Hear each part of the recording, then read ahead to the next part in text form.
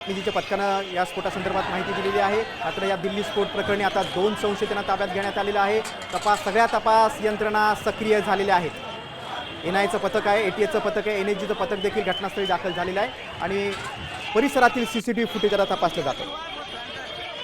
दिल्ली राजस्थानकडे जाणारी काही विमानं देखील आता रद्द करण्यात आलेली आहे। मुंबईहून दिल्लीकडे जाणारी काही विमानांची उड्डाणं रद्द करण्यात आली। दिल्ली स्फोटामुळे काही विमानं रद्द झालेली आहेत। मुंबईहून दिल्लीच्या दिशेने जाणारी काही विमानं ही रद्द करण्यात आलेली आहेत। फ्लाइट्स रद्द झालेल्या आहेत। बघा, दिल्ली स्फोटाचा हा सगळा परिणाम आहे।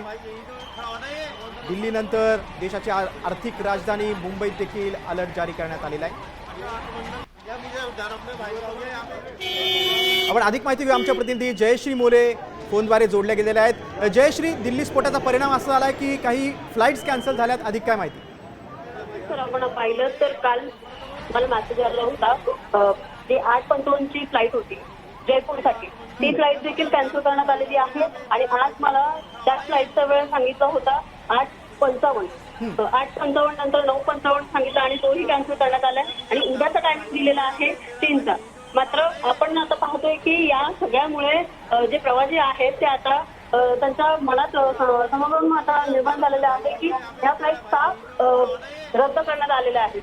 मात्र आपण पाहतो की एकीकडे दिल्लीचा जो बॉम्बस्फोट झालाय, या सगळ्याचा परिणाम जो आहे तो या फ्लाईटवर होताना आपल्याला पाहायला मिळतो।